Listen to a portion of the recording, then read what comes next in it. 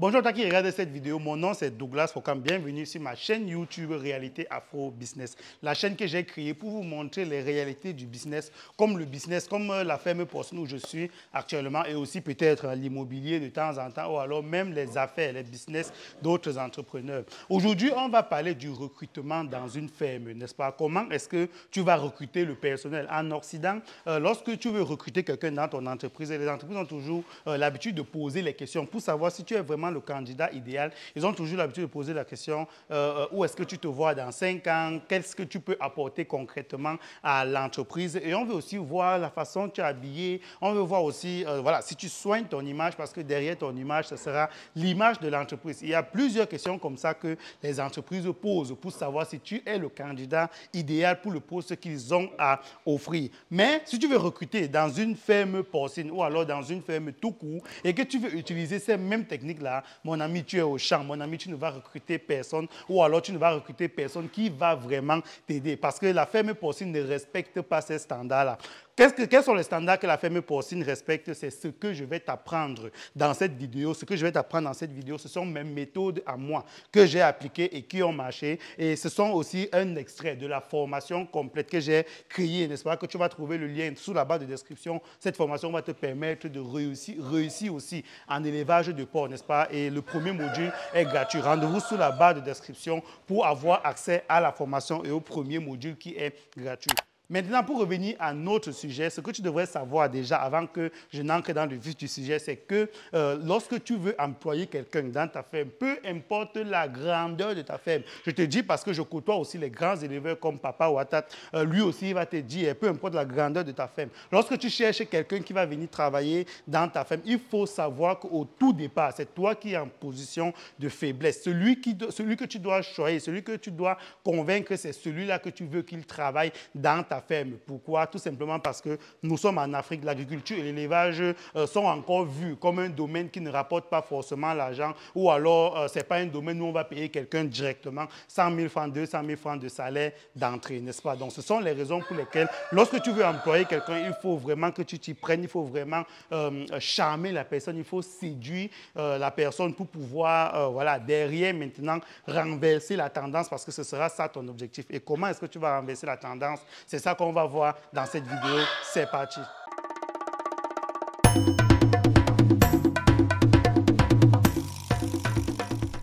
La première chose que tu dois savoir, c'est qu'il faut que tu cherches quelqu'un qui a la volonté. C'est très important. Ce n'est pas parce qu'on parle d'une ferme porcine ou peut-être on va juste se lever le matin, balayer et injecter peut-être quelques médicaments que tu vas aller chercher n'importe qui. Mon ami, clairement, est-ce que je te dis, c'est très important.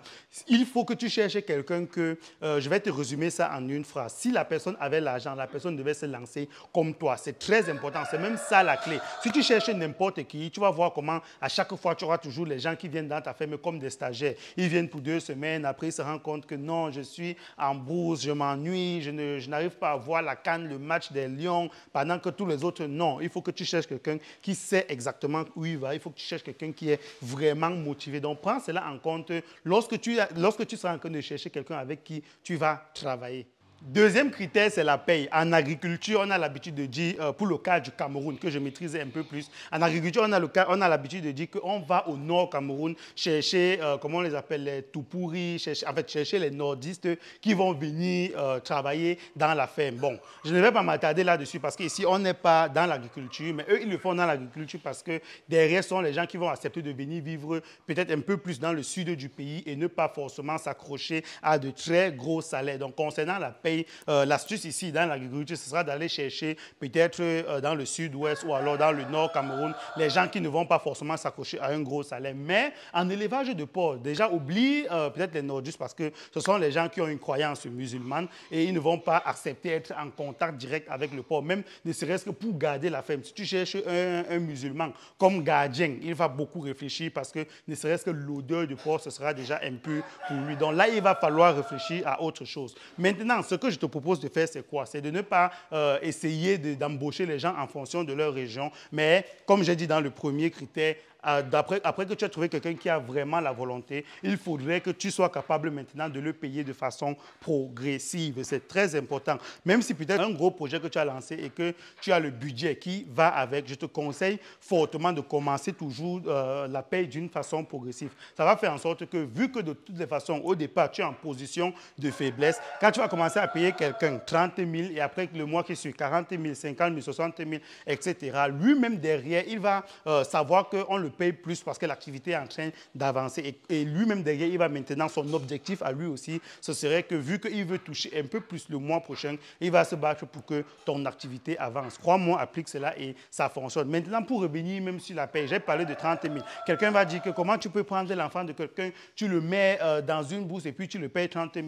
Moi, je vais vous dire, quand on commence à travailler chez moi, le salaire commence à 20 000, voire même 25 000 francs. Maintenant, j'ai eu cette discussion avec un ami récemment qui lui trouvait que ça pouvait être quelque part un peu de l'exploitation. On a fait un calcul rapide. On a pris une dame qui travaille dans une banque et qui gagne 100 000 francs. Et lorsqu'on a calculé un peu les coûts de transport, on prenait un cas réel et on ne s'est pas imaginé. On a pris quelqu'un de réel qui gagnait 100 000 francs, dont le transport lui coûtait en fin du mois 40 000 francs. La personne devait se soigner peut-être avec 20 000 francs. La personne devrait maintenant manger aussi à la maison avec 20 000 francs. Et en fin du mois, et si la personne devait économiser, il devait lui manquer 10 000 francs que la personne devait mettre de côté. Or, dans ma famille, maintenant, j'ai quelqu'un que je paye 25 000 francs ou 30 000 francs ou 40 000 francs en fonction de depuis quand tu es arrivé dans la ferme. Donc, supposons j'ai quelqu'un que je paye 30 000 francs. Quand la personne est malade, je vais soigner la personne, je vais faire soigner la personne sans considérer les 30 000 francs. La personne n'a pas besoin de payer le transport pour venir à la ferme. Et même dans la nourriture, de quoi manger, il y a souvent peut-être du haricot, il y a du riz, il y a, voilà, on va dire les matières de première nécessité qu'on va acheter, on va déposer à la ferme. Donc, si la personne veut économiser, la personne pourra très facilement mettre 15 000 francs de côté. Bon, la personne aura peut-être un peu honte de dire je gagne 25 000 francs ou 30 000 francs par mois par rapport à celui qui va dire qu'il gagne 100 000 francs par mois. Mais l'autre qui gagne 100 000 francs par mois va derrière pouvoir dégager seulement 10 000 francs par rapport à l'autre qui dégage 15 000 ou 20 000. C'était cette petite parenthèse, n'est-ce pas, avant que vous ne commenciez à crier sur moi dans les commentaires et à dire que j'exploite les gens en Afrique.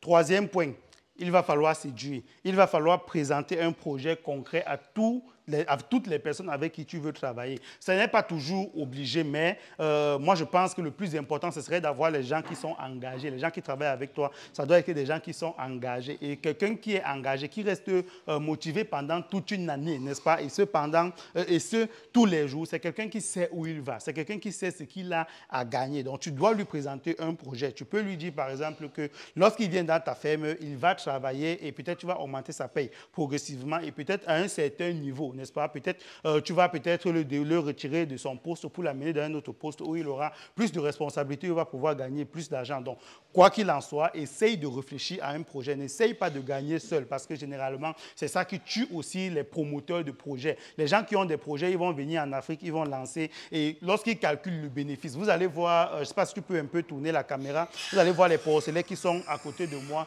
Ça, ce sont des porcelains qu'à tout moment, on a déjà même beaucoup de commandes, ce sont les porcelains qu'à tout moment, les gens peuvent venir chercher pour aller peut-être derrière faire aussi leur reproduction ou alors engraisser et revendre. Ces porcelains-là, ça se vend à 60 000 francs et on dépense pratiquement 20 000 ou 25 000 pour les élever jusqu'au niveau où vous avez pu voir. Donc, peut-être toi qui es le promoteur du projet, si tu as tendance à penser que cela, c'est ton bénéfice à toi, n'est-ce pas? Tu regardes seulement que c'est mon bénéfice personnel et derrière, les autres sont juste comme des salariés standards, des salariés normaux qui travaillent juste pour toi et tout l'argent de la ferme te revient. Crois-moi, tu risques d'avoir quelques difficultés. Comme je le disais déjà en introduction, l'élevage n'est malheureusement pas encore assez développé pour que les gens soient contents de venir travailler dans une ferme et derrière de se contenter juste d'un petit salaire pour pouvoir derrière nourrir leur famille. Donc, à toi de leur vendre un projet concret.